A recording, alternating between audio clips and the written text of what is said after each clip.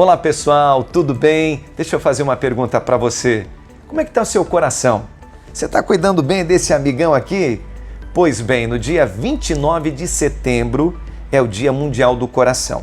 Eu vou conversar agora com o Dr. Júlio, que é coordenador médico da Dr. Home, para a gente falar um pouquinho mais a respeito desse assunto.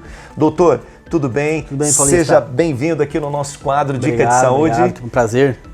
E a Dr. Home, inclusive, nós conversávamos anteriormente, um dos casos mais graves que a Dr. Home atende é a questão do infarto do miocárdio. E a gente vai abordar justamente essa questão do infarto, porque são várias as doenças do coração. Sim. Mas o infarto do miocárdio realmente é algo que preocupa muito, né, doutor? Preocupa e é complicado, né? É complicado você conseguir diagnosticar, porque você tem que diagnosticar no tempo certo, né?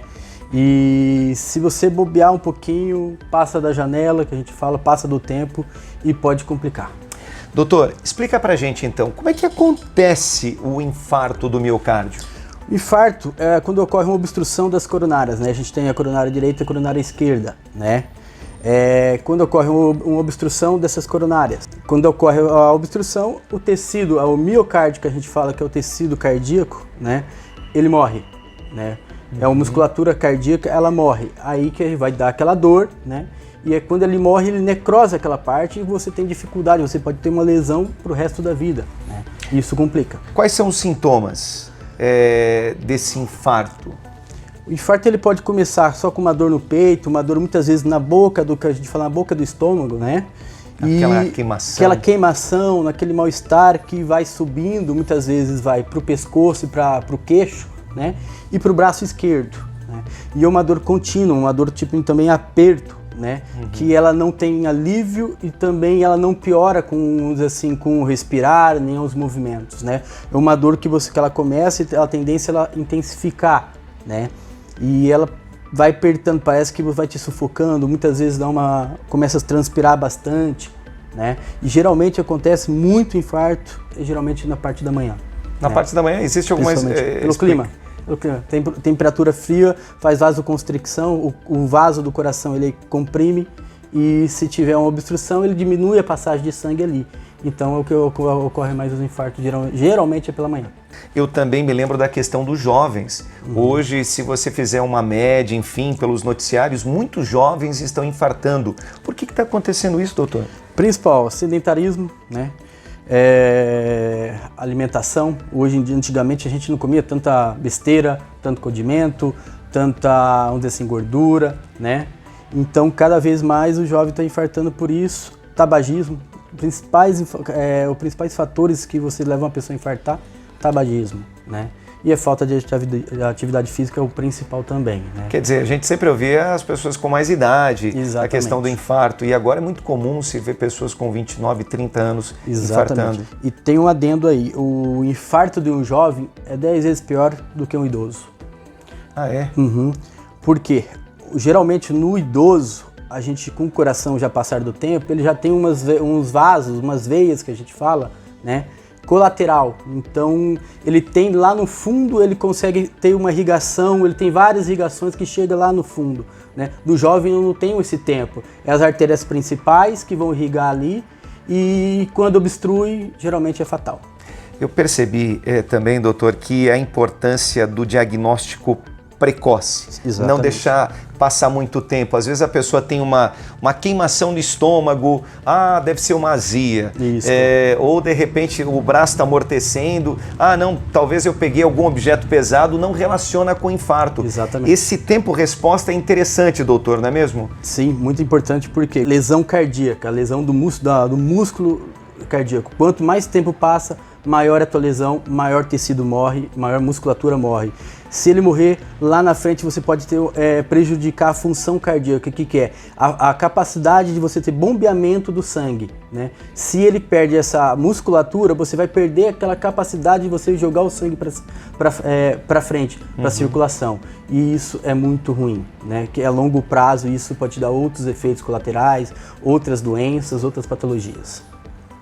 Doutor, o senhor comentou de alguns fatores de risco, mas como o tabagismo, a questão da falta do exercício físico, mas esse campo é muito maior. Sim, sim, tem bastante doenças que contribuem para o infarto, né?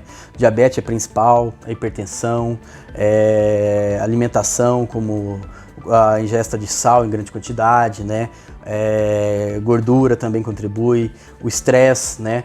A depressão, com esse meio que a gente está agora com a pandemia, com Covid, né? A depressão, a ansiedade, que vai aumentar o estresse, que vai levar na frente, pode levar a um infarto do miocárdio, né? Tudo isso acaba contribuindo para levar um infarto. O principal diagnóstico, hoje em dia, a gente vê o eletro, né? O eletro, que a gente vê o infarto com supra, que a gente fala, né? É o principal diagnóstico, né? Mas também tem outros tipos de infartos, né? O infarto sem supra, né? Que não é alteração, vem o eletro normal, aí a gente tem os marcadores do miocárdio, que a gente fala as enzimas cardíacas, né? Que isso aí tem o tempo certinho, aí tem que estar no hospital pra gente coletar tudo certinho, né? Aí vem o tal detalhe de você ligar o quanto antes mesmo para doctor, qualquer sintoma, qualquer problema, tem que ligar pra gente. E o tratamento, doutor? Tratamento, a gente tem angioplastia, né? Primeiro a gente tem que fazer durante o infarto, que a gente diagnostica o infarto, a gente já leva quanto antes para a sala de cateterismo, né?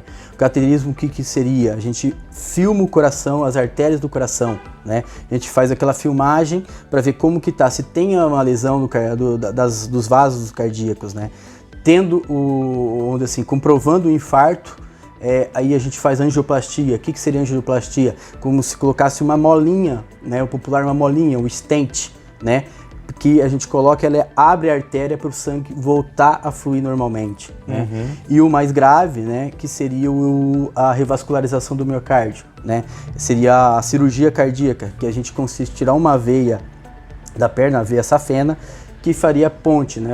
As pontes do intramiocárdio, as pontes entre as artérias do coração, né?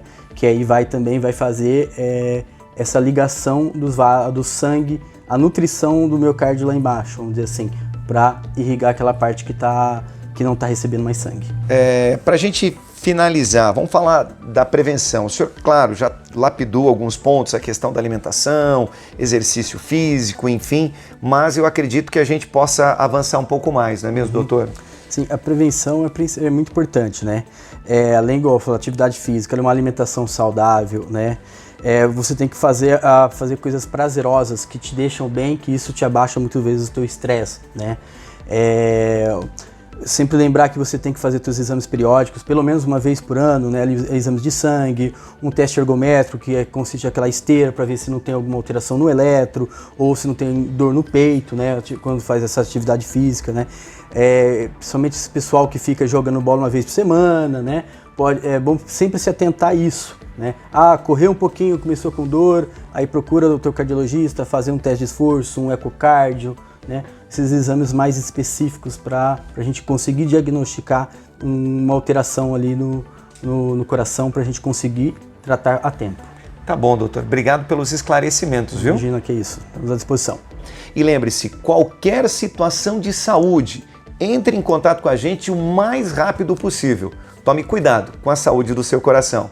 Até o próximo quadro.